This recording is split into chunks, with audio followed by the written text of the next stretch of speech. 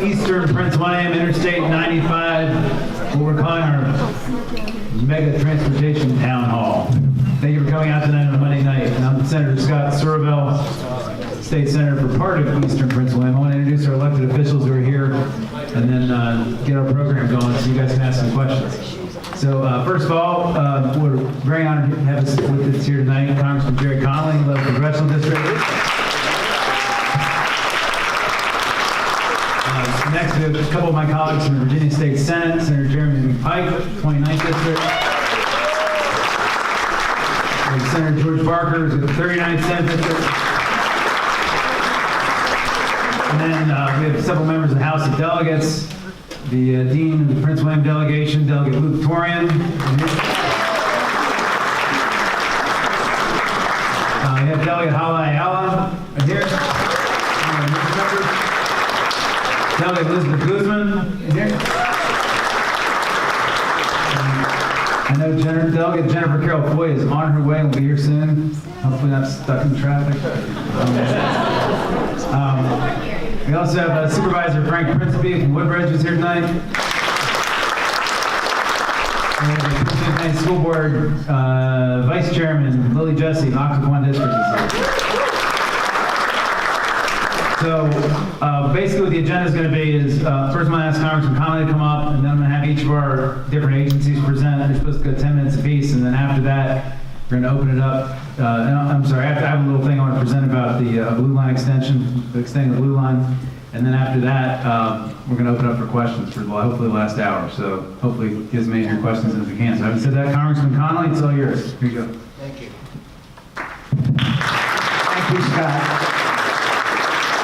Good evening, everybody. Good evening. Who knew transportation would draw such a crowd?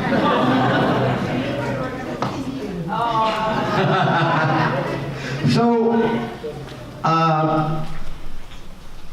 I think it was the Department of Transportation, the United States Department of Transportation, named the #1 hotspot for congestion in America. Anyone want to guess where it is?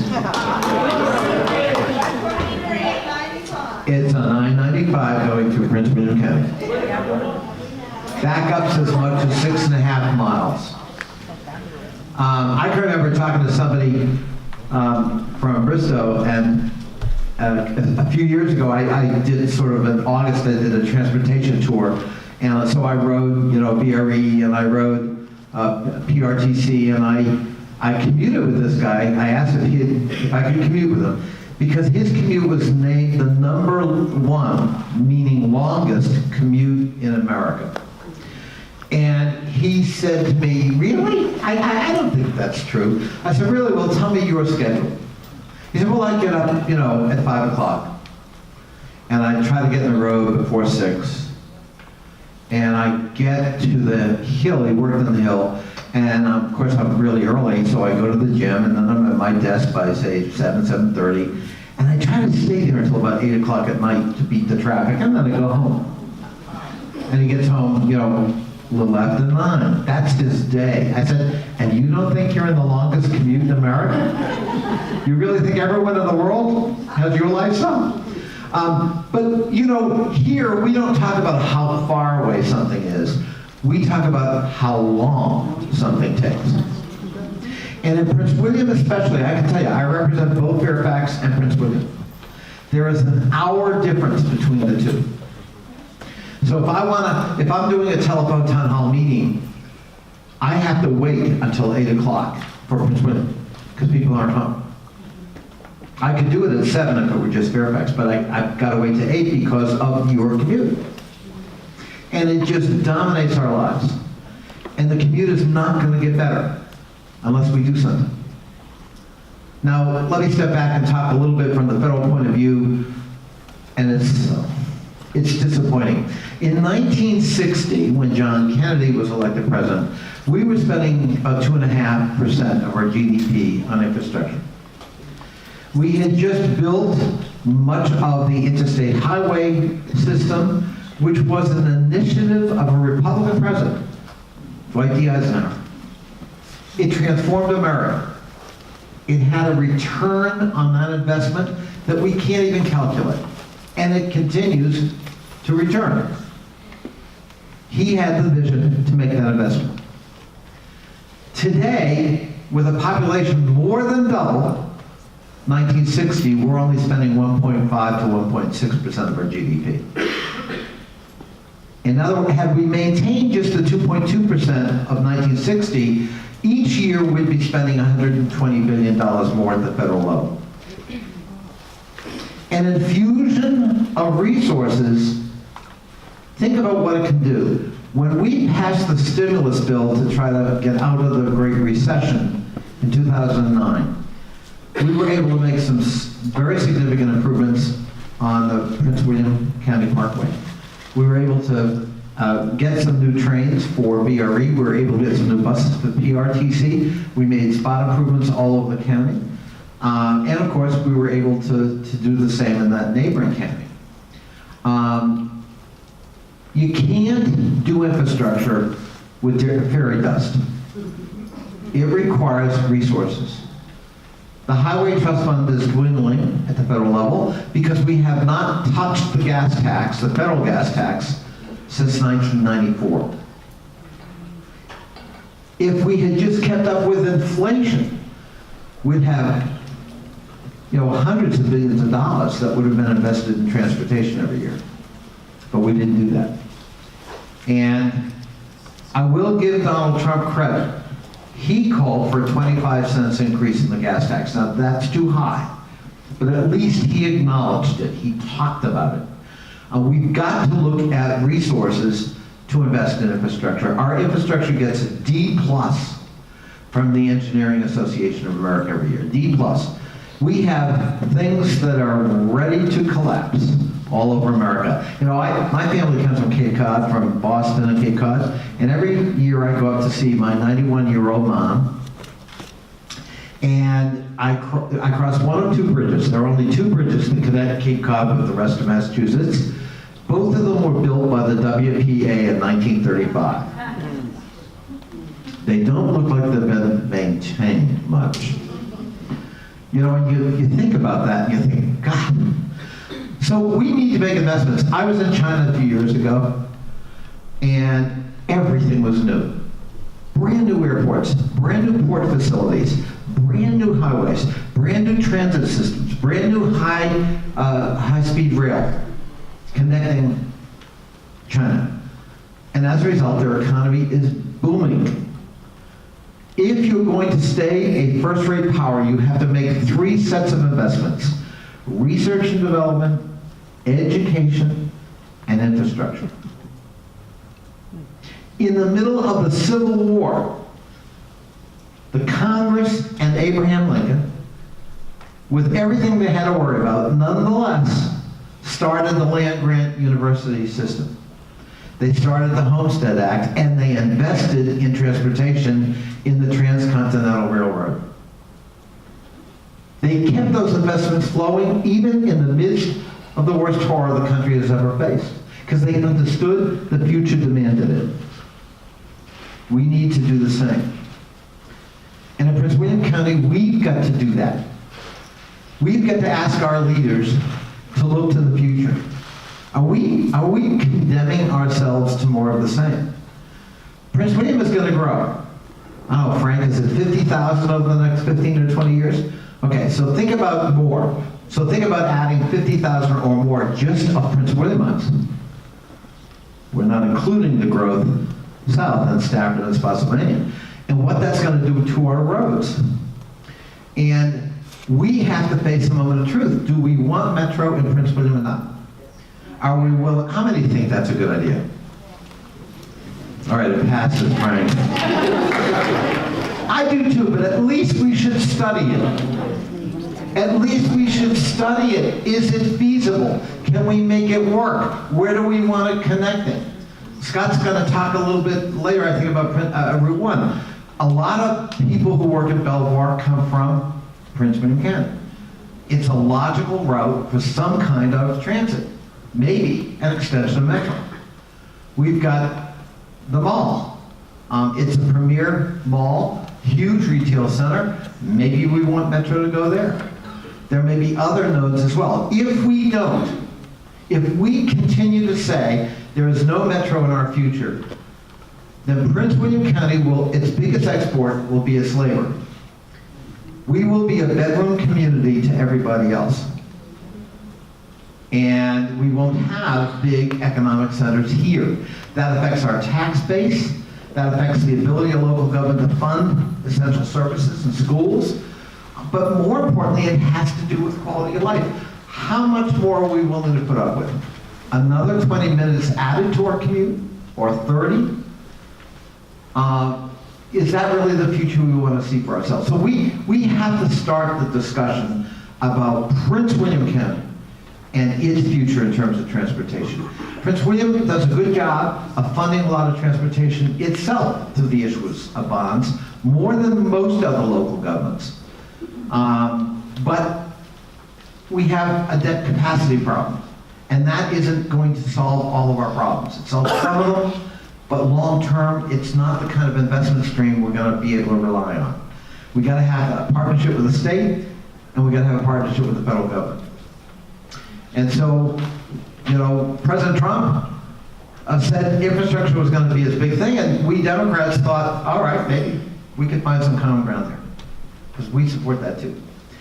And he came up with a plan, not much of a plan, that would pump $200 billion new dollars over 10 years, in the hope that that would leverage local governments and state governments to pick up the rest. Well, you're going to hear from your state and local officials tonight, but they're already at their debt limits.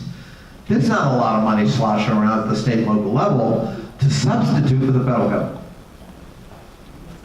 And I can tell you that if the federal government doesn't step up to the plate, it's very hard, frankly, to fund infrastructure. When we built the original Metro, it was 80-20 money, 80% federal dollars, 20% local. When we built the Silver Line, it was reverse. It was 80% state and local and 20% federal. And go figure, it took 50 years to build it. It took 50 years from the first thought that maybe we should connect the premier airport of the nation's capital to the capital city. I don't know, I'm spitballing here, but maybe that's a good idea. And only in America, because of the retreating posture of the federal government, was the idea that, well, if you think that's a good idea, you do it locally. That is not how they built rail from de Gaulle Airport in Paris to Paris, or from Narita Airport to Tokyo, or from Heathrow to London. All of those governments thought it was a federal responsibility. And so that retreat is dangerous, and we need to reverse it. And depending on the elections, I think we're certainly going to revisit the issue of infrastructure at the federal level and what the federal responsibility in partnership with state and local government has to be. So I can't think of a more important topic for quality of life in Prince William County than this one. And Scott and Jeremy and Luke and George and Hala and Elizabeth and Frank and Jesse, and who am I missing? And Jennifer, thank you. Thank you so much for starting this dialogue tonight, because I think it's one of the most critical parts of our future and how we see our future and what kind of legacy we're going to leave our kids and grandkids. Prince William is a great place. We can make it a lot better by addressing transportation. And I promise you, we're going to do everything we can at the federal level to be a partner. Thank you so much for having me here tonight. Thank you, Congressman. Appreciate you coming out tonight. And Delegate Jennifer Carroll Floyd just arrived. And also our new mayor of Duncan's just arrived, Mayor Derek Wood. And I think I saw a councilwoman here too. Councilwoman Monet Dickerson. Is Monet here? There she is. New councilwoman of Duncan's as well. I want to kick in now into our program, just so everybody has an understanding of the genesis of this. You know, there's been a lot of talk in the media lately about Interstate 66. And, oh, I'm sorry, one other councilwoman. Saloni Miles, Saloni Council, Dumfries Town Council. There's been a lot of talk in the media lately about Interstate 66 corridor and the new hot lanes are extending out that way, and et cetera. And I sort of felt like it was important for this part of Northern Virginia, especially Eastern Prince William, to understand everything that's in motion. There's a lot of projects coming, and there's a lot of stuff in the works, there's a lot of plans being talked about. And so the idea is to give you all a snapshot of everything that's in process, being talked about, et cetera. So first on the agenda I have is Virginia Department of Transportation, who I think is going to tag team with the Prince William County Department of Transportation in their presentation tonight. So gentlemen, come on up. We got Dick Burke and Paolo Valida. There you go.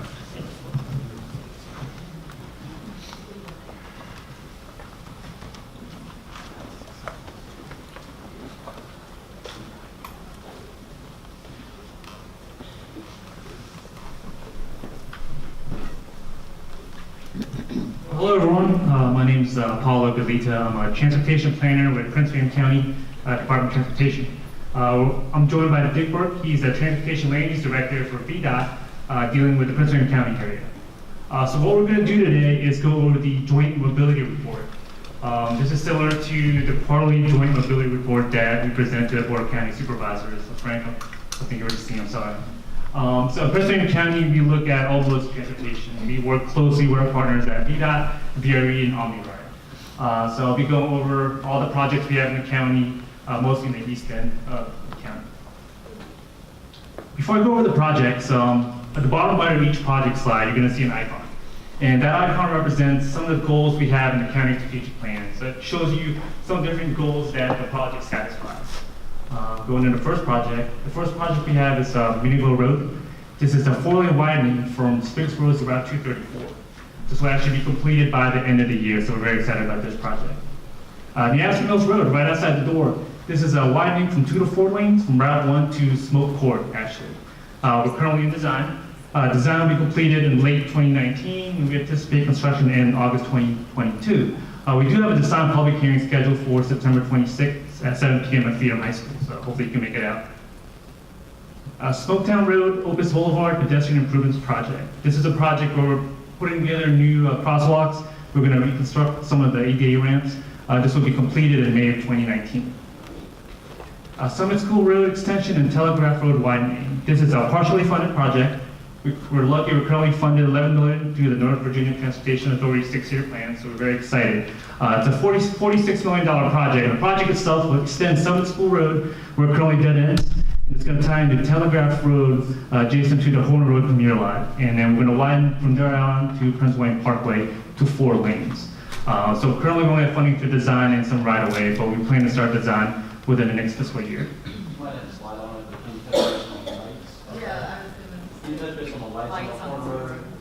We don't have a slide. I can go yet. So what right now is we're waiting on the signal poles. There's about a 5-month wait. There's a certain manufacturer that the state uses.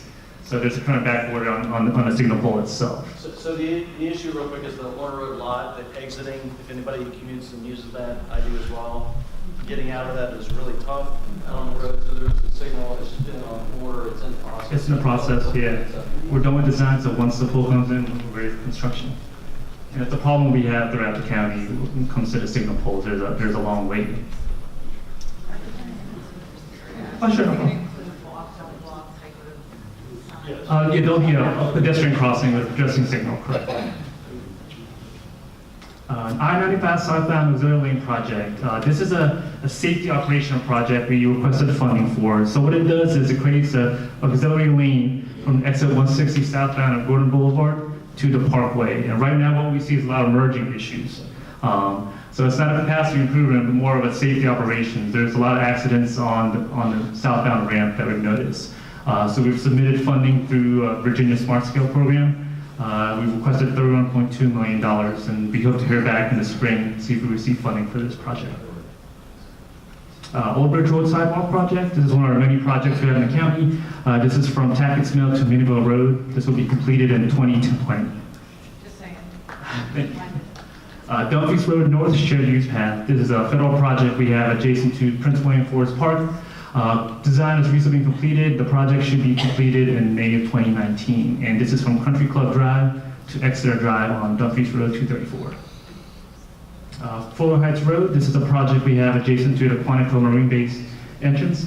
We're redesigning the intersection of Fuller Heights Road and Old Trongo Road to kind of improve operations. The design itself will be completed in summer 2019. This is a VRE project that consists of platform improvements at Quantico Station. We were told that design will be completed this fall and construction completion is to be determined at this time. Route 1 widening in the town of Dumfries. This is an exciting project currently in design, but we're excited the town received $44 million through MBTA to fund the design right away. We also have a citizen information meeting scheduled for October 18th. That will be from 6:30 to 8:30 at Dumfries Elementary School. So we can hope you make it out there and kind of see what the designs are for this project. 234 pedestrian improvements. This is a VDOT project recently completed. This is from Four Seasons Drive to about 0.1 north of Four Seasons Drive. This was completed this summer. Potomac Shores improvements. This is a developer project. We just wanted to give you an idea of some of the concepts we've seen. What it does is extends Potomac Shores Parkway to Route 1 and 234.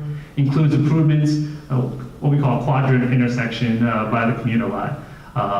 We've received a public improvement plan, so we're currently reviewing those plans. No timeline for now.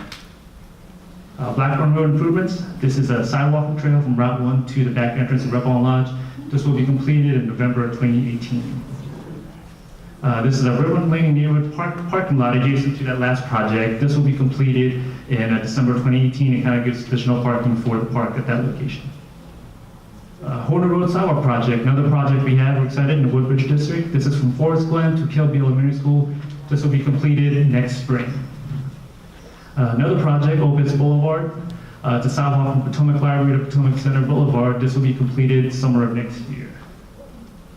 Another VRB project includes improvements at the Repon Station location. This will be completed in 2022. Route 1, Featherstone and Mary's Way. This is our big Route 1 widening project. I have some boards back there if you want to see the details of the project itself. So we're currently doing the utility and water line relocations that started this summer. We're going to put everything underground through a duct bank. And the duct bank set will be completed in November of 2020. We anticipate to advertise for the widening itself in November 2019, and the full completion of the project we anticipate to be summer 2021. And this ties in directly to another VDOT project north of this location, which I'll go through shortly. That's some of the design plans we have and some of the utility relocations. This is the Route 120 interchange. It's actually a two-phase project. Phase 1 is the widening I was talking about. It's from Annapolis Way to Mary's Way. Phase 2, the project itself, the interchange, it's currently unfunded. It's an $80 million project, but we did submit to the state for small-scale funding. Blackburn Road to Repon Boulevard, this is the signal project by VDOT to be advertised in the middle of 2019. South Hampton Street Sidewalk, another project we have with a lot of bike ped projects. This one's from Montgomery Avenue, Pine Lane. This will be completed by the end of the year. Jansen Mills Commuter Garage. We're currently doing a location study. We're finalizing that, and we're going to have the location finalized by the fall. Once we have the location determined, we anticipate to begin design late fall, and this will be completed in summer of 2023. And it's for a 1,400 space garage. Potomac River Passenger Ferry Project. So there's been studies conducted by VDOT, Prince County, and Northern Virginia Regional Commission established the feasibility of the commuter ferry in the location, and they've conducted a market analysis that studied 67 corridors in the area and six marked areas. There's a lot of benefits for this. There's reduced traffic congestion, it addresses the service gap, enhances emergency preparedness during major emergencies, and there's a lot of commercial growth. And right now, we have Fast Freight Stakeholder Group that consists of 40 different groups from various levels of the government and private sector. And right now, they're proposing to launch a service from Aquaquan Marina Woodbridge to Joint Base Anacostia Bowling and the Department of Homeland Security. So they're currently studying that, or they're currently planning to do that using federal funds that was recently given to NVRC, which will be administered through OmniRide. So it's a lot of projects. Well, all the projects are in the county, and I'll come back later to answer any questions.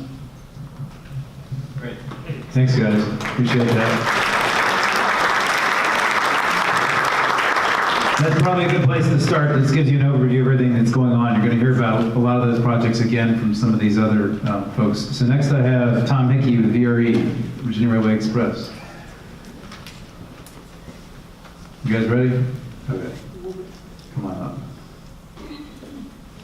Really excited about VRE because in the last NBTA funding round 2 years ago, VRE got one of the largest grants of anybody, $80 million. So, what? Oh, we also have a bracelet. If anybody lost a bracelet here, a silver bracelet. If anybody lost it, we'll have it up front here. Tom here. Thank you. Well, we thank you for that funding, and we're trying to protect you. So, let me talk about what we're doing.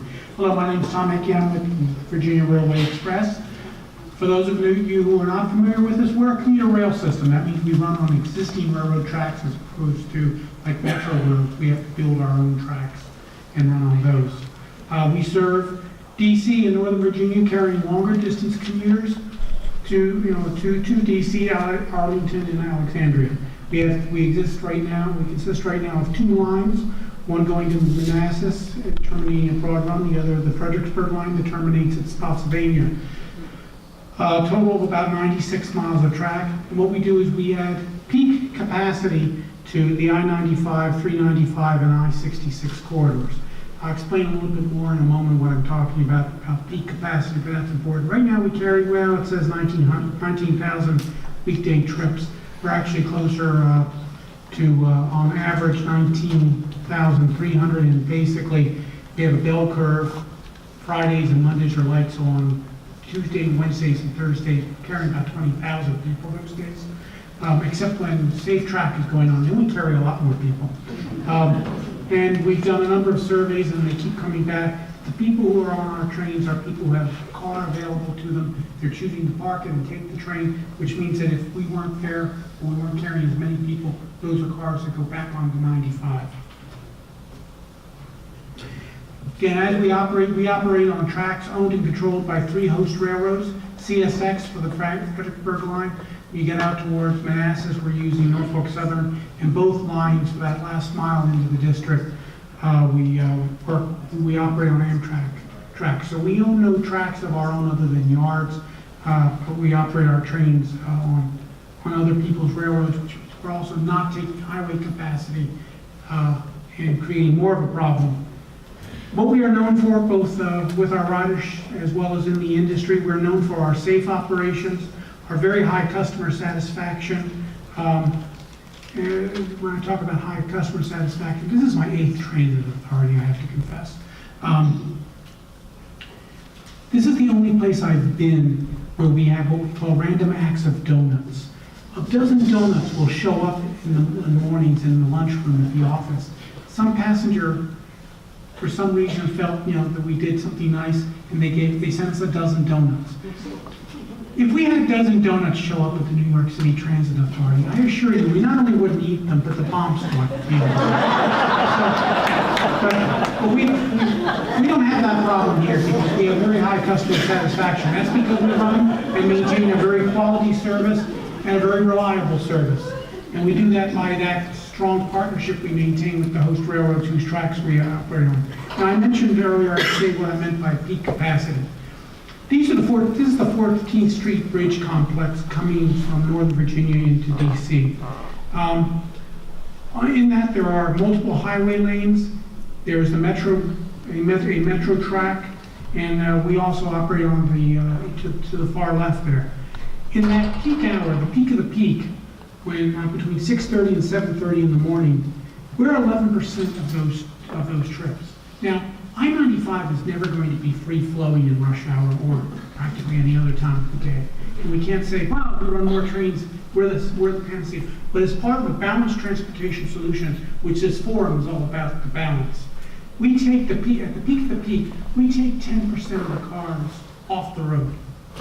Those, statistically, we've looked at it and it's been determined that would take a whole nother lane on 95, 395, and 66, in addition to everything that's out there already. Well, guess what? We're not building another lane, general purpose lane on any of those roads right now.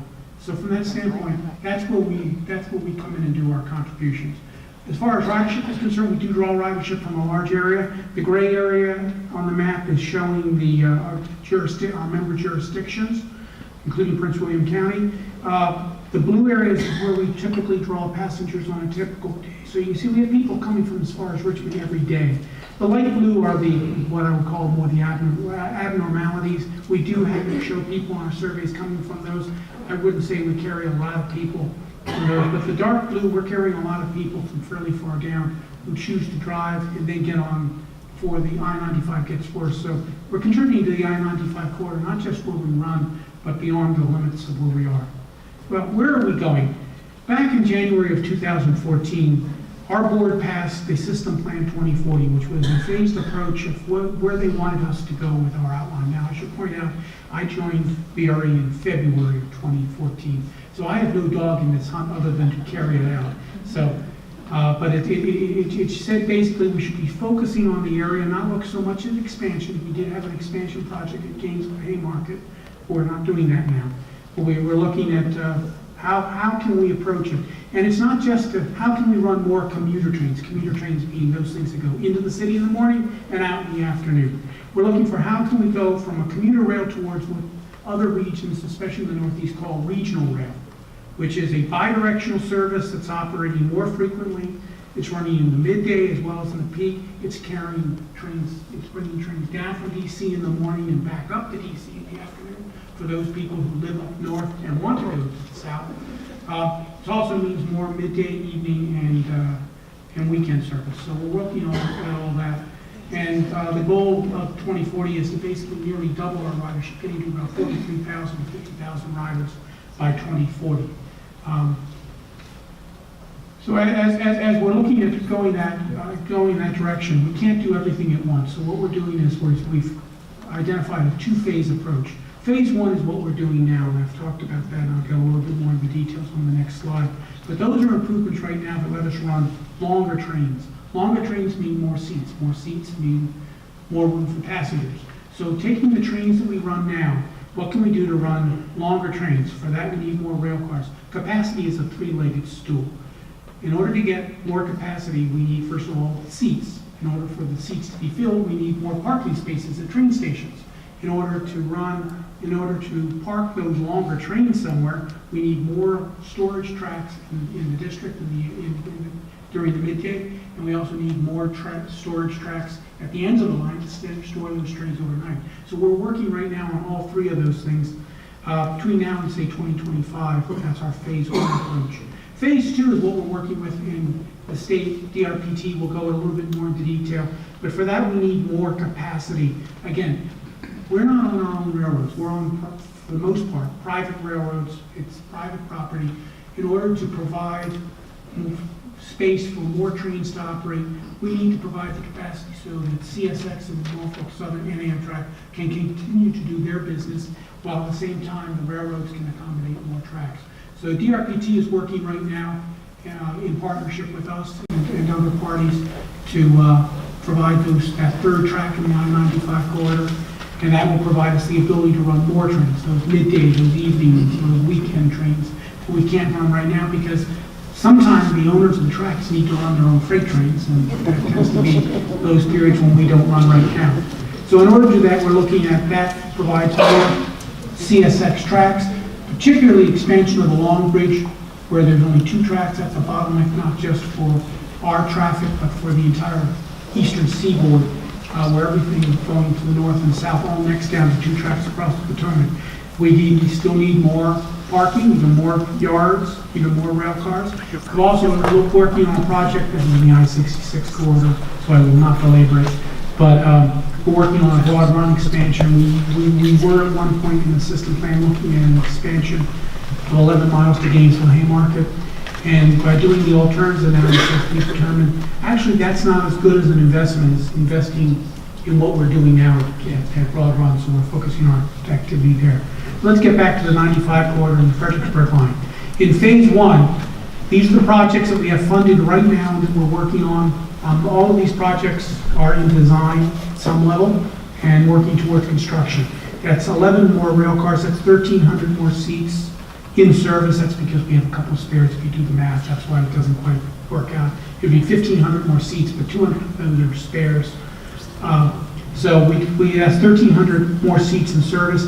We're working on improvements at Alexandria for pedestrian tunnels so that people coming out from Prince William County can have a better connection to Metro Rail for distribution to their final destinations. We're looking at building longer platforms, and those are all in design right now at Alexandria, Franconia, Springfield, Ripon, Quantico, Brook, Leland Road, and Fredericksburg Station. We're also building second platforms. When we opened in 1992, we were just happy to be out there. So we built most of our stations with platforms on one track with the idea of there's not many trains. We'll go up in the morning on one track. We'll come back on that same track. We're not going to we won't bother anybody. But we're putting a lot more trains today. So as we're doing that, CSX has finally said, we need to have a little bit more of our railroad back. So we're putting second platforms at Lorton, Ripon, Quantico, Brook, and Leland Road so that we can be on either track, whichever one works best for CSX. When a third track comes along, those stations are being designed to accommodate the third track as well. And then likewise, a lot of additional tracks, those are being done with the state to reduce the state complex. 9 miles of third track is currently under construction through Prince William County, through Quantico up to a place we call Possum Point, just short of where Potomac Shore Station, thank you, Potomac Shore Station is. We've got 8 miles of fourth track under design, not under construction yet, in the DC and Northern Virginia and along with the Long Bridge. The Long Bridge is important, but it's that whole 8 miles from Alexandria to where we peel off onto Amtrak that we need to make 4 tracks, not just the Long Bridge. And we're also working on other capacity improvements at the Crossroads facility. That's where we store our trains at the end of the Fredericksburg line, so we can run longer trains now and we have room for more trains when those come about. So that's my brief synopsis. Well, I'll be back here for questions. My name's Tom, and I'll be back with any questions. Thanks, Tom.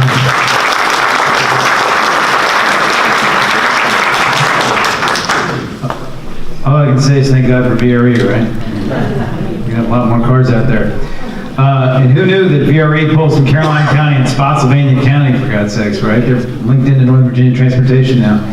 Next we have Transurban, and Brett McKenzie's going to give that presentation for us about the hot lanes at Red X. Thank you, Senator Scott and the Prince William delegation. Greatly appreciate you guys having me here tonight. Thank you for everyone for coming out. Brett McKenzie, I'm the Community Outreach Manager for Transurban.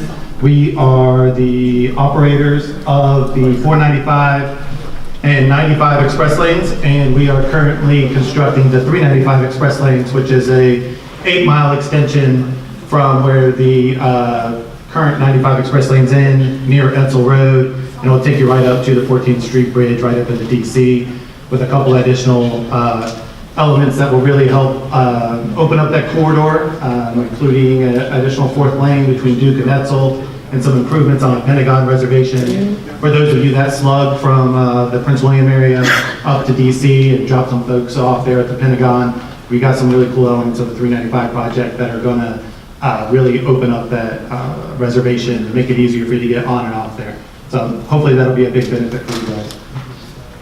What we've found is that the thing that people like the most about the express lanes is the reliability and the dependability, and obviously the opportunity to save some time on your trip. Average round trip time savings on I-95 in the last quarter was 64 minutes. On I-495, it was an average of 26 minutes. What we've also have found is that whether you choose to use the express lanes or not, we are all benefiting from the reduced congestion by the express lanes. Round trip time savings on the general purpose lanes in I-95 average somewhere around 17 minutes. So there's a benefit to be had whether you choose to use the express lanes or not. Transurban obviously is known for being the toll road operator on 495 and 95, but we are also a technology company. We have been teaming with the Commonwealth to do some innovative studies for autonomous vehicles and using the express lanes as a test bed. Those tests have gone very well so far. And we really try to emphasize being a good neighbor to the communities that we operate in. We run this really great community grant program. So if any of you work with nonprofits or homeowners associations, I hope you'll look us up on the expresslanes.com website or the 395expresslanes.com website. Since the life of the project, of the grant programs, we have invested over $820,000 in different community organizations in the Northern Virginia region. So Transurban has invested $3 billion into the current road network. That $3 billion has spurred over $6 billion in economic activity, helped create over 28,000 jobs, with over $765 million of that investment going towards women and small and minority-owned businesses. So this is the question that I get most often is, how do the express lanes work? How does the pricing work? So the express lanes use dynamic pricing elements to figure out the price. It's based on the congestion on the toll road, and we are obligated to maintain a minimum speed limit of 55 miles an hour on the 95 express lanes and 45 miles on the 495 express lanes. And so the price is reevaluated every 10 minutes in an effort to keep free-flowing conditions. So if you're going to pay a toll, we know that you want to keep moving, and that's the goal of the express lanes, is to make sure that there's less congestion and that we can keep moving people through the corridor. As all of you likely know, 3 people or more in the car, and if you have an Easy Pass Flex, you get to use the express lanes for free. Buses use the express lanes for free. We see about 800 bus trips on the express lanes each day. And so those are great incentives for people to reduce the number of cars on the road, get people to slug and carpool, and get folks to use transit in the area. As part of our 395 project, Transurban has agreed to make a $15 million a year to payment to the Commonwealth for the life of our concession for transit, to benefit transit. So once our concession is done, we will have contributed over $2 billion to improve transit in the 95 and 395 corridor. And those payments will start once the 395 project opens, and that funding will flow through NDTC and PRTC.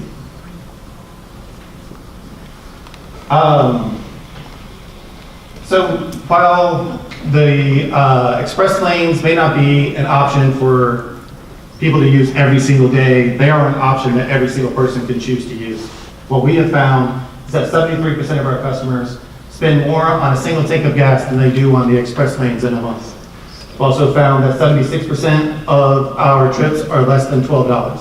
Average toll in the 95 express lanes of $8.45 and $5.40 on the 495 express lanes. Where he's talking about. And so the reason I was invited here tonight is to talk to you about the Fredericksburg extension of the express lanes. So the Fredericksburg extension is going to be a 10-mile extension going south towards Fredericksburg, where they currently end around exit 143, going down to around exit 133. There will be new access points for Quantico and Old Courthouse Road. Construction's anticipated to begin in spring of 2019 and be completed by 2022. And once it's completed, we'll have about 50 miles of uninterrupted express lanes between the Rappahannock River and the Potomac River. Project is anticipated to provide 66% more capacity and move 30% more people through the corridor, create over 9,000 jobs and $1 billion in economic activity for the region. It's being built with zero public subsidy. It's on Transurban, and Transurban is going to make an additional $277 million payment to the Commonwealth to help advance projects, other transportation projects in the I-95 corridor. Look forward to hearing your questions at the end. Thank you so much for having me.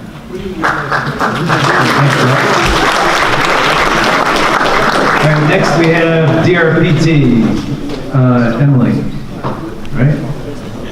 Yeah, Emily, come on up. And by the way, the 55 mile an hour, 45 mile an hour minimum is a federal requirement. Federal government requires that 55 mile an hour minimum on the hot lanes. So Emily's going to talk to us about high-speed rail and about the gateway, the Northern Virginia Gateway. So here you go.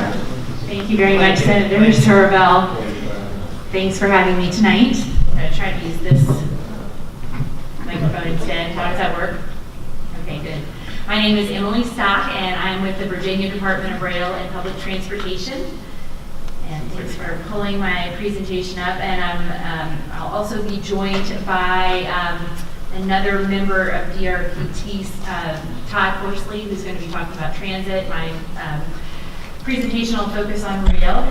Here we go. I'm just going to do a quick overview on DRPT. So the Department of Rail and Public Transportation focuses on moving people and goods through the Commonwealth, through rail, through public transportation, and also through commuter services, also known as transportation demand management, which I know you all are familiar with in Prince William. Lots of carpooling there. We provide support for projects and programs. We take part in assessing the feasibility of environmental impacts for new and expanded transit and rail services. We also do planning and programming projects for new services and existing services in Virginia, and we provide leadership, advocacy, and technical assistance and funding for transit and rail in Virginia. So this is DRPT by the numbers.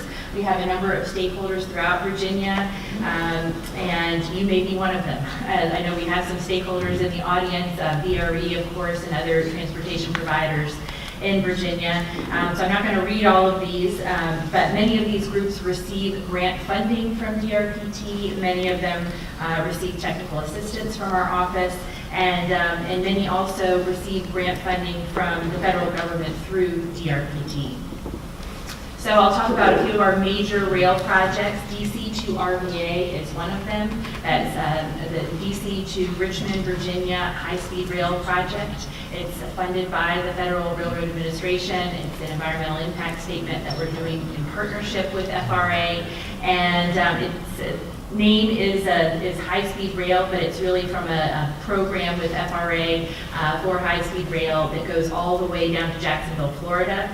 This section of rail, as you all, I'm sure, are familiar, is surrounded by quite a bit of development. It's already a very well-developed rail corridor with 2 tracks owned by CSX.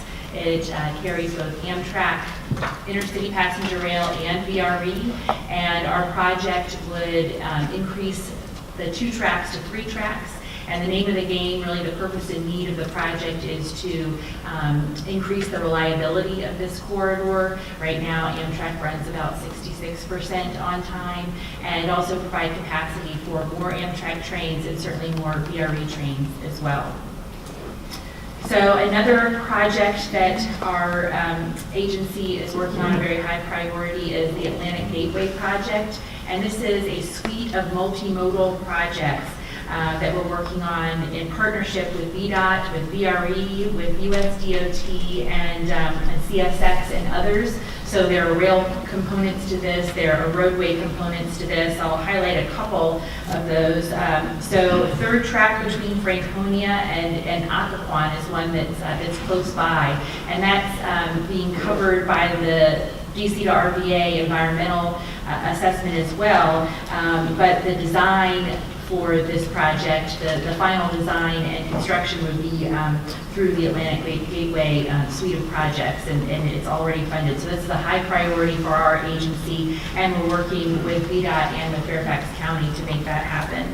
We're also working on the Long Bridge expansion project. The Long Bridge is the bridge that carries VRE and Amtrak and CSX over the Potomac River into the district now. It's a 2-track bridge, and our goal is to expand it to 4 tracks to allow for more capacity. That's a huge pinch point, and even if we are to add a 3rd track throughout the DC to RVA region, this would still be a bottleneck. So this is a high priority for our agency and for the Department of Transportation in DC as well. So there's an environmental impact statement that's going on north of the DC to RVA project, and Atlantic Gateway will be helping to fund final design for that project.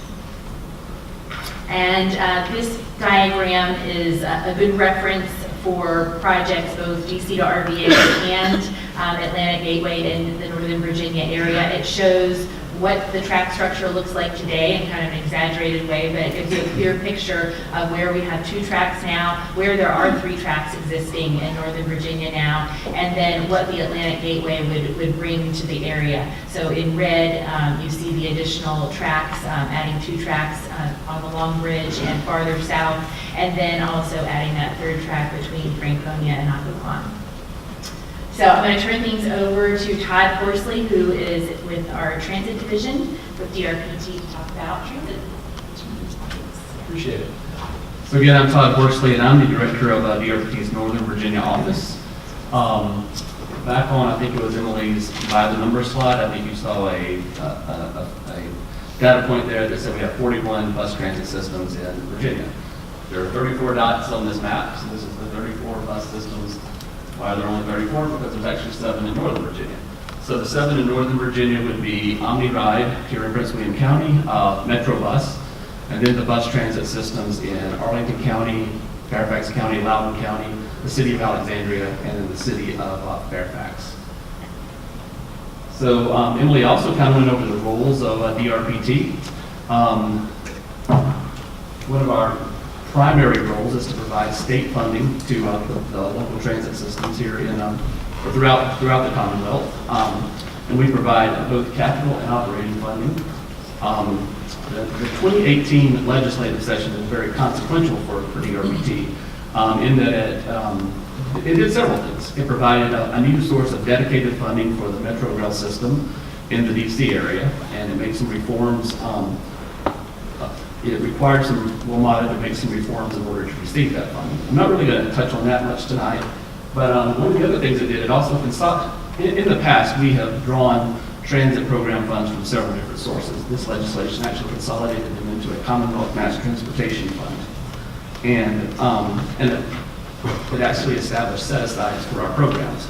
So I'm going to start with the big one. 53.5% of the Commonwealth Mass Transportation Fund goes to WMATA for operating and capital funding for the Metro Rail system. How do we get to 53.5%? That's actually just an average of the amount of funding that we have provided to WMATA for capital and operating over the last 5 years. So we put that into legislation, so going forward, 53.5% of our Commonwealth Mass Transportation Fund will be WMATA. Second, you'll see statewide operating assistance. So this is the operating assistance that we give to transit systems around the state. And that would really be for labor costs, for fuel costs, anything to help operate the system. 12.5% of our CMTF, or our Commonwealth Mass Transportation Fund, goes to our statewide capital program. And this is the money we give to transit systems for buses, for facilities, for bus stops, and other capital expenses. And then finally, you see 3% of our fund. We do have special programs that we fund out of this. We have a demonstration project fund. We have we do technical assistance. We'll fund studies. We actually also have a pretty robust public transit intern system throughout the state.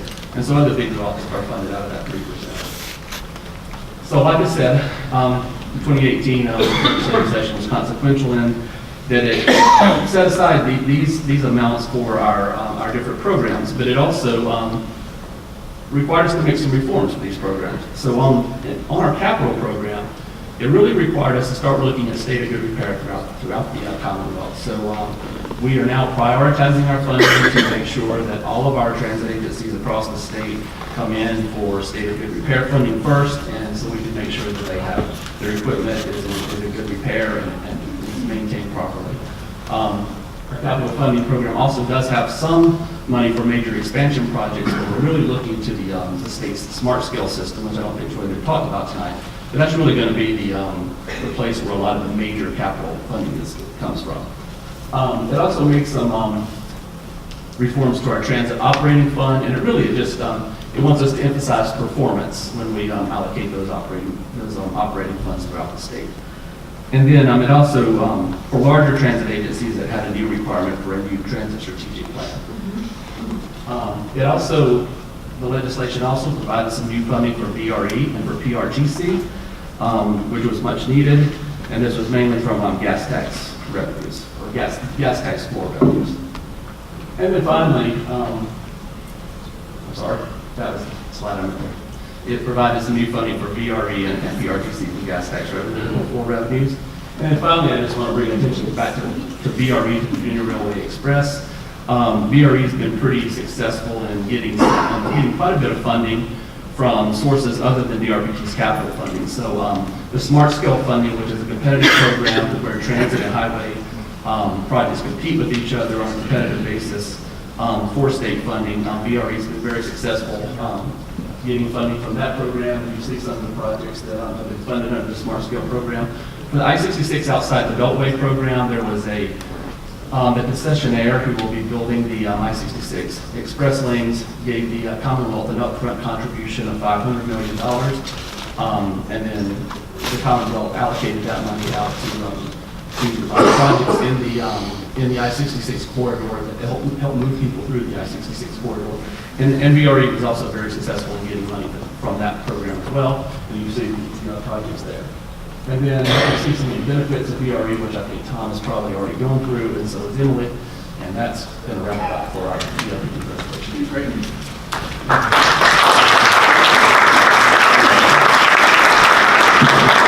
Thanks. And now, there was some good news in the General Assembly, by the way. That gas tax floor with those new numbers for Prince William County was something that everybody up here fought for. It took us a couple of years to get it. I'm glad we finally got it. Next I have NVTA, Northern Virginia Transportation Authority is up. Keith Jasper, he's going to talk about the $2 billion that NVTA just decided to spend, much of it in eastern Northern Virginia, due to the 2013 tax increase that we passed that helped provide them with some money finally. And I turn it over to Keith.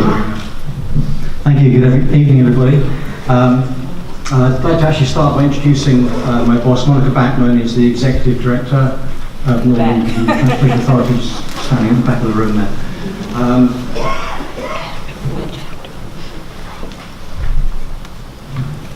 So I'm not going to read this, and you don't have to read it either. But this is just the kind of the legislative foundation for NVTA, which was created as recently as 2002. We're a relatively new governmental agency representing the Northern Virginia region, which is comprised of the four counties: Prince William, Fairfax, Arlington, Loudoun, 5 cities, and the 5 largest towns in Northern Virginia as well. The key words on here in bold talk about long-range transportation planning and setting policies and priorities for regional transportation projects. It doesn't actually say funding regional transportation projects, but that's what we do. We fund regional transportation projects. Just across the bottom of the screen here, some modal icons. NVTA is relatively unusual in the transportation world. While we were created to focus on a particular modal problem, that is traffic congestion, there's nothing to stop us investing in all modes, and we do invest in all modes, including roads, rail, and so on. So just wanted to make it clear why those icons are up there. So 2 primary responsibilities, as mentioned on the previous slide. The first one is long-range transportation planning. We call it Transaction. That's our long-range plan for Northern Virginia. The one on the right, excuse me. The one on the right here was recently adopted in October of last year. That identified for Northern Virginia $43 billion worth of project needs. That's what we're dealing with here by our estimation, $43 billion. We don't have that much money. We don't believe the Commonwealth has that much money, so we have to prioritize, and we deal with prioritization in the second responsibility here, which is our 6-year program. As we've now adopted for the first time in June of this year. We have funded projects prior to this year, but we've done those in 1 and 2 year slices. Now we're onto a much more reliable 6-year program, renewable every 2 years. So this is your homework assignment. The only word you really have to notice here is complex. But this is what it is. So transactions there, that's our primary planning product. Our 6-year program is here. That's in our programming process. But I'm actually going to start over here on the right with funding, and come down here to MBTA's revenue sources. This is a bit of a trick question because we only actually have a revenue source now. We did have 3. We hopefully will get some back at some point, but we now have one revenue source, which is a share of the sales tax. So what we do with whatever revenue we have, we split it into 70% and 30%. The 70% is what MBTA allocates as regional projects. The 30% goes back to the member jurisdictions in roughly the proportion that it was collected, and the member jurisdictions, Prince William, etc., can allocate that money on transportation projects of their choice. They can also choose to allocate that money back into our 6-year program to use that money to leverage the 70% revenues as part of our project selection process. I also want to draw your attention to this box here, which is very important because it's written into Virginia code. We must give priority to projects that achieve the greatest congestion reduction relative to cost. It's not simply that we have to find the biggest congestion reducing projects, we have to take into account their cost as well. So that's our process, but the code does say give priority to. It doesn't say they're the only things we can fund. So we can take into account other factors, and we do. And some of those other factors are listed in here, but there are others on top of that. I think that's enough on that slide. Let's take a look into the future.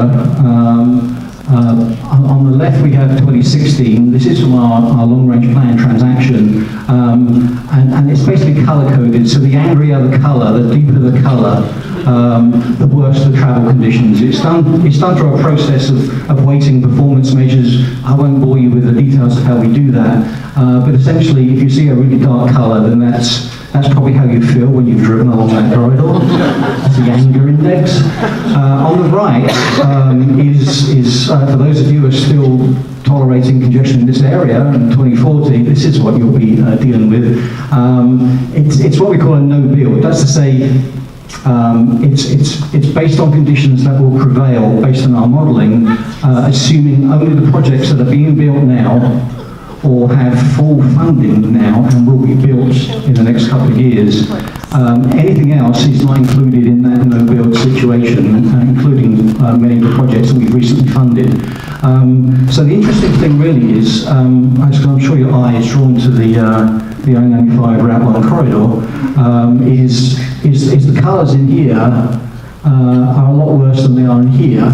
And one of the reasons for that is what you see at the top here, which is growth in population. There's nothing we can do about this. It's going to happen. 24% more people on the system, which is already creaking at the seams, is going to stress it a little bit. What's going to stress it even more, and 37% increase in jobs is a great thing, and that is a really good thing to achieve. The problem is most of those people are probably travelling at the same time of day, and so squeezing an extra 37% of the people who are already on the system is challenging, and that's in part what we were tasked to address.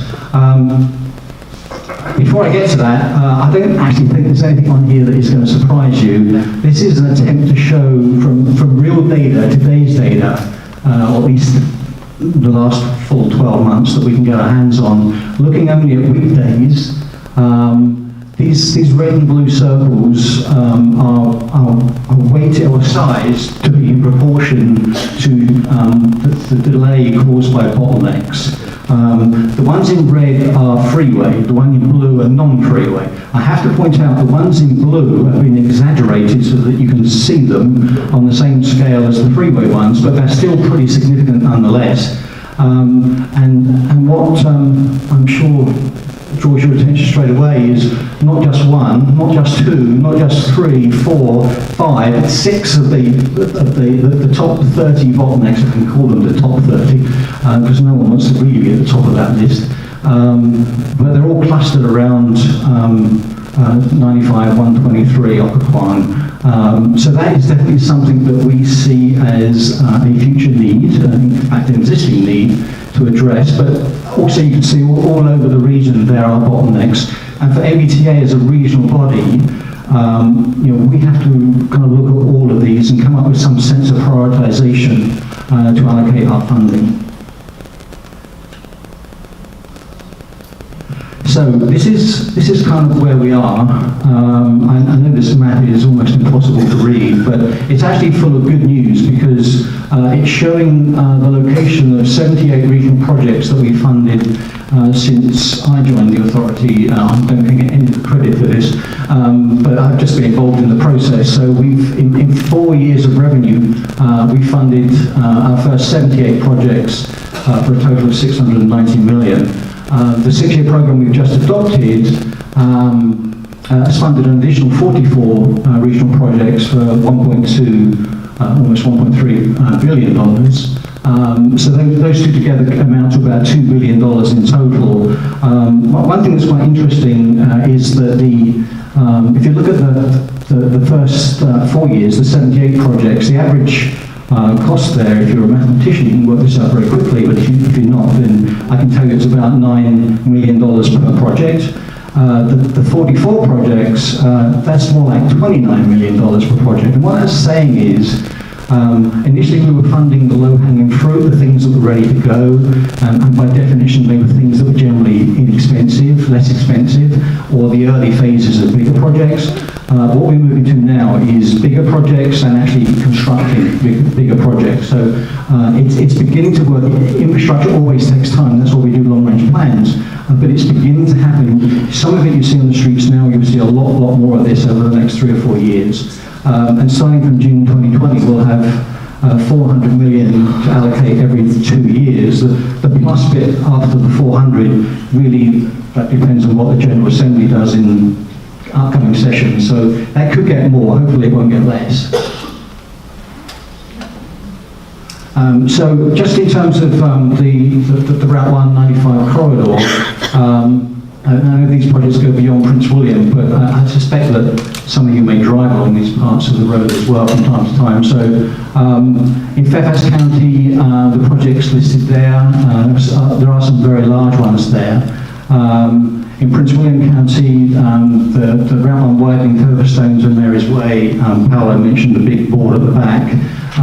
So there's $63.4 million of MBTA money going into that project. Summit School Road Extension, Paolo also mentioned 11 million there is some MBTA. Town of Dumfries I'll come back to in a minute. VRE, we fund a lot of VRE projects as well. So just in the corridor, $31 million worth of VRE projects at for platform improvements, which Tom mentioned earlier when he was speaking, to increase the capacity on VRE, so improvements at Franklin, Springfield, Lawton and Ripon. But let me get to, finally, Dumfries. And actually, Paolo stole all my thunder early in the evening, so there's not really much left for me to say here. MBTA funded the first chunk of money, 6.9 million, which was 100% of what the town requested to initiate the design and preliminary engineering a couple of years ago. That is well advanced. Town of Dumfries came back to us on this last round of funding and asked us for 116 million to actually acquire the right-of-way and to construct the project. This project is clearly really important. Of the 60 projects we evaluated, it was 17th on that index I mentioned. You noted the cost. You're welcome. So we get it, it's a real problem, right? So, but we couldn't go the whole way to the 116 million. We did go to 44.8 million, which gives enough money to start the right-of-way process. The design process is coming to an end. So the project keeps moving. It doesn't affect the progress of the project. The town has been very smart in requesting money from the state to close, if not fill, the rest of that gap. But I'll come back to that in just a moment. If you're familiar with the project, there's not really much to say, but from the north end of the town to the south end of the town, we're going to take the northbound segment, the 2-lane segment, and convert it to a divided 6-lane facility in both directions with trails and so on the side. And that will leave the town with the existing southbound segment to to beautify whatever economic development or whatever it wants to do with that. So it creates all that new capacity. It seems to be a win-win-win all round. Great news here that VDOT is administering this project, which brings the resources of the Commonwealth to get this project done. Obviously, it'll be a huge lift for the town of Dumfries to do this on its own. So VDOT is in lockstep with us and the town on this project. They completed a value engineering analysis, which means we know where we are with the costs and we know where savings can be made, but we know the project is designed right. Paolo mentioned public hearing coming up next month.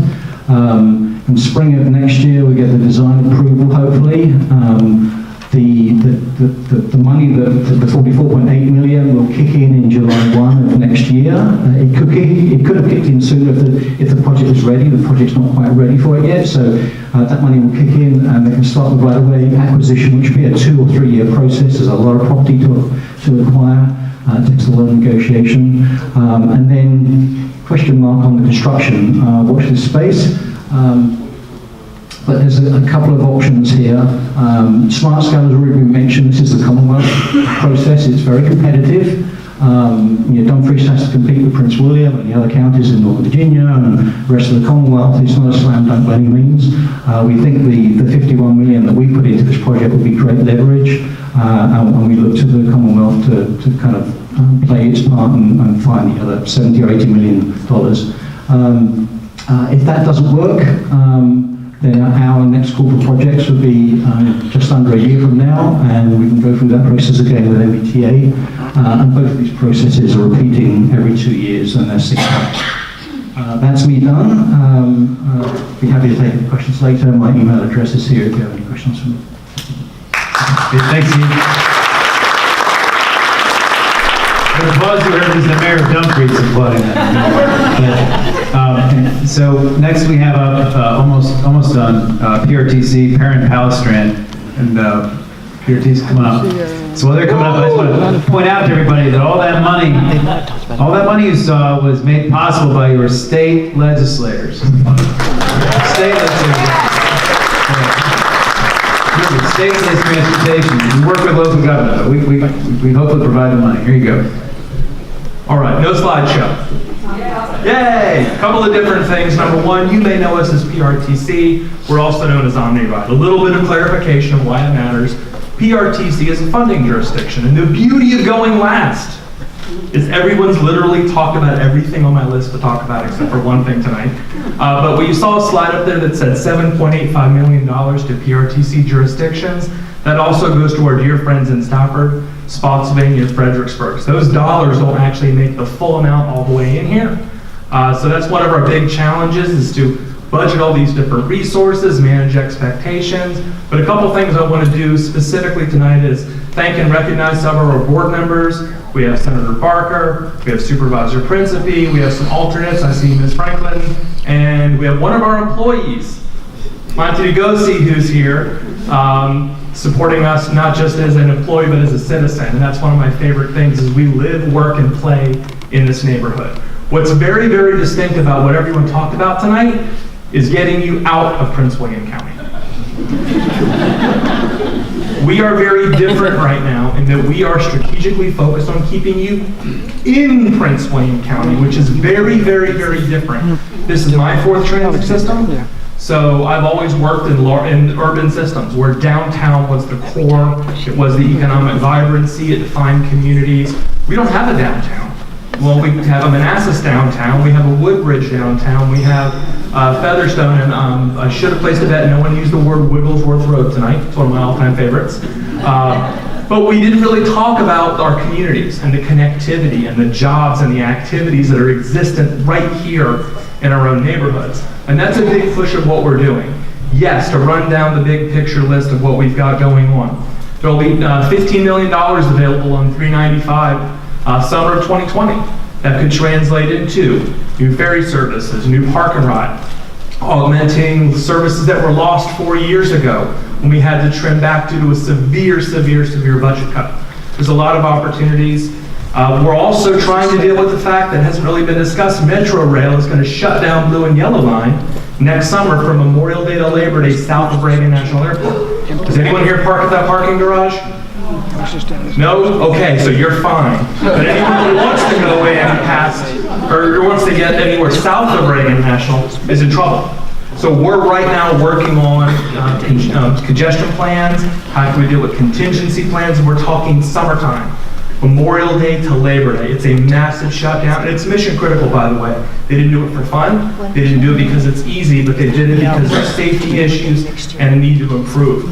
We are a victim in Prince William of that, in that a lot of our residents they left the mass transit system. They're not driving because of the lack of reliability of Metro Rail. It happens over and over. If you're trying to make connectivity, our passengers have said, we love you, but you only get us to point A or point B. We can't rely on Metro Rail. So we're thrilled to have Metro Rail making the improvements they are so we can make it easier to connect our customers into town. We've also talked about the big parking garage, 1,400 new spaces in the Woodbridge corridors. That's going to be very exciting depending on where it lands, but that's a big process for our friends at Prince William County to figure out. What is really exciting for us, and it was alluded to, is the new passenger ferry service. So that's a new venture for us, in that we are an organization that wants to go beyond the bus. We're much more flexible in the type of services we can offer. We're not as beholden to a singular network like a CSX or Norfolk Southern, like our friends at VRE. We're road constrained. Well, now we're road constrained and water constrained. So it gives us more avenues, more opportunities. Gives us flexibility to deliver customers where they need to go. So it's very exciting with that. Two big changes that we're undergoing right now is we're migrating to enhanced local service. Our Route 1 corridor is our bread and butter for our local service. So we love Route 1 in terms of the connectivity from North Woodbridge, New Woodbridge area, all the way down to Dumfries. It is where, I think we're at, 85% of our ridership on our local service comes out of that community. The I-95 corridor is the lion's share of our commuter services. So it truly does make us genuinely invested in this part of the community, and that's why we're so aggressive with the approaches we're taking to try to improve things for our customers and passengers. We are very, very, very, very focused on local service. So with these new tax floor dollars, yes, there will be potential for new park and ride services, but the number one thing we're going to be focused on over the next really the 2 years as we restore services back is the local services that were cut, especially in the local communities. That's a big deal for us. Dale City, the Featherstone community, all of those areas took major, major hits. Woodbridge, we want to bring that back and get that vibrancy going. Those are the unsung heroes of our community. They're the ones who are making sure your breakfast is made. They're the one making sure we have that high turnover, that transient occupancy tax, which is the hotel motel tax. That's the workforce that keeps it going. So that workforce that supports this economy is our bread and butter as a system, not just the commuters. So it's a very, very exciting time for us, and I think you guys just probably want to go home. So thank you again, Senator Scott, for all you do for us, and thank you for your support. Yeah, thank you. Okay. Another question. So I'm going to give you about 3 minutes on Blue Line, and I'm going to ask each of the legislators here to just say who they are in the district really quick and who their aide is, because we got to give our aides some kudos here for putting this together tonight. And then we're going to turn over to questions. So we're almost there. So first of all, I just want to talk about the Blue Line. You heard Congressman Connolly at the beginning of this talk about we need to talk not only about now and the short term, medium term, but the long term. And I saw those hands go up. Who thinks we need to get Metro down to Prince William County? Who needs to get Metro down to Potomac Mills? So here's where we are. 2006, you heard MBTA talk about their Transact plan. The 2006 MBTA Transact plan had Metro Blue Line extension, Springfield, Potomac Mills in it. They estimated it was going to cost $1.5 billion. I think that's a little off. It's probably about 3 times that now, but it was the number 2 transit priority project in the NBTA 2006 plan. That's before they had any money. They didn't have any money back then, but so people were putting a lot of things on there without money. But anyways, in September 2006, that was in. They updated their plan in 2011, Metro actually conducted a long-range visioning study. And this is a PowerPoint presentation I took out of a PowerPoint that Metro gave me, which shows you Metro actually put some lines on a map, and they drew stations in Newington, Lorton, Occoquan, down to Potomac Mills. And as part of just something they were talking about, this is before, of course, they had their problems. But in any event, Metro was talking about it, they were visioning it, it was something in discussion. Same thing, 2012, MBTA updated their Transact plan. They still had Metro Blue Line to Springfield in their plan with no estimated cost. They took the priority out, and that was adopted in 2012. Since then, we got elected. I got elected with Delegate Torian, and Delegate Torian started to try to do something about it.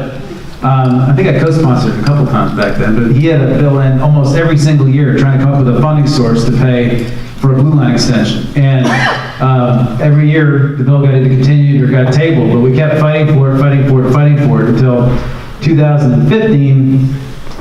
Delegate Torian and now Senator Scott put in a study bill on both sides. 2015, we put in that, and I'll get back to the study bill. 2015, I guess that was the funding bill was 2015. Study bill was later. So then, Congressman Connolly, you heard him talk. He's put in resolutions in Congress in 2009, 11, 13, and 15 to study extending the Blue Line, Orange Line, and Yellow Line to Haymarket, Fort Belvoir, and all the way down to Potomac Mills in Congress. That bill was endorsed by the Prince William County Board of Supervisors on the motion of Woodbridge Supervisor Frank Principe, who's here in the front row. In October 5th of 2015, the Board of Supervisors endorsed studying extending the Blue Line, the Yellow Line, and the Orange Line. Right after that, me, Luke, Jeremy, me, Luke, and Jeremy put in a study bill asking for the legislature, for the state of Virginia DRPT to study extending the Blue Line to Prince William County. Board of Supervisors refused to endorse it. Supervisor Principe was all in favor of it, so was Supervisor Jenkins, but the Board of Supervisors has refused to give us any backing whatsoever since they endorsed Congressman Connolly's bill. As soon as the election happened, they stopped supporting it. So we haven't had any support in the legislature to actually even get a study done to even begin laying the groundwork for what would be a 15 or 20 year process. 2018, we had some new folks that got elected. We tried a different way. We tried to go through the budget. I put in a $2 million budget amendment. Luke put in, Delegate Torian put in a $1 million budget amendment. The money committees didn't support it. But again, the Prince William Board still didn't support it. Supervisor Principe is there with us. But we're trying to get the Blue Line study to try and start laying groundwork for a 20-year process, but we need local support. And that's where we are on the Blue Line. A lot of public support, but we need more than that. So that's where things are on the Blue Line. I just want to make sure everybody knew about that. So that's all I've got for all this stuff. I'm going to open up the questions, but really quick, I just want to first of all thank our aides for putting this together, specifically my aide, Philip Scranage, who's over here. So thank you. And for those of you who don't know, my district is basically, the 36th district is basically Occoquan, a lot of Woodbridge, Dumfries Triangle, and Montclair, and then I go down to Stafford County and up to Fairfax. And I'm going to turn it over to Senator McPike really quick, and he introduce you to his staff, tell you where he is, and then we'll go on down the line. Thank you, Senator Scott. Jeremy McPike, 29th District. Devin Cabot is back in green. She's my Chief of Staff. She works every day to help represent the area. The district runs from west of Route 1, essentially following Prince William Parkway and 234 north out to Manassas Park. That's the area that I hope to represent. So I know you've got lots of questions and other things, so I'm going to pass the mic on. But please reach out to us, and we're glad there's lots of information here tonight. So thanks for joining us. Thank you. Good evening, Delegate Torian. I represent the 52nd District. My Chief of Staff is Phil Newell. Where are you, Phil? You're still with us? Phil Newell. I have portions of Occoquan, Woodbridge, Dale City, Dumfries Triangle area. So any questions, please see us. Thank you all so very much for being here this evening. Thank you. Hi, I'm George Parker. My name is Steve Myers in the back over there. It's been having me after like the last 3 years, and keep me as straight as you can on things. But I represent a good bit of Prince William County. I have about 25 to 30% of my district is in Prince William.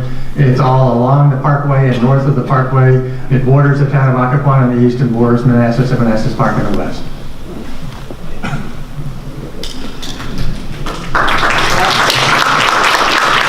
Good evening, I'm Delegate Ayala. I'm 51st District. I share borders with these other gentlemen, and I go up the I-95 corridor, Occoquan, halfway up the road, Lake Ridge, Manassas, and a little bit of Dale City. My Chief of Staff is Betsy Cramsey. She is my right and left hand. If you ever need anything, don't hesitate to reach out. Lily Jesse, Prince William County School Board. vice chair for the Occoquan district. Primarily, I don't have a chief of staff.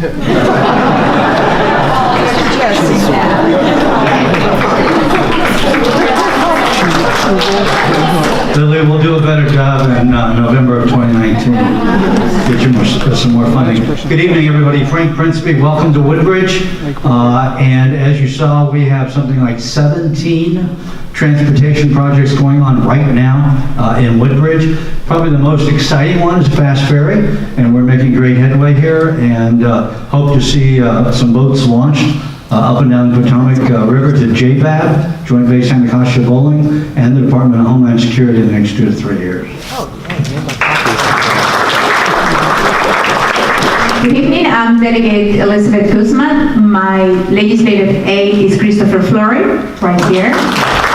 He's everything besides the legislative aide. I represent parts of Dumfries, Montclair, Ashland, Dale City, and I go all the way to Fauquier County, where I represent Bean Hill, New Baltimore, where the VRE Road Run Station runs as well.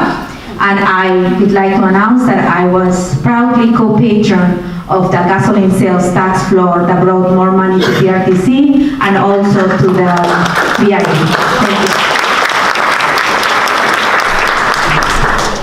Good evening, I'm Delegate Jennifer Carroll Boyd, and I represent the 2nd District, which is Southeast Prince William, North Stafford, and my amazing, incredible, dynamic legislative assistant is Josh Crandall. So I actually work for him, it's amazing. I look forward to hearing your questions and answering your questions, and thank you all for being here and reaching out. Great, I love all our new freshman members. They're all great. It's great to have them there with us.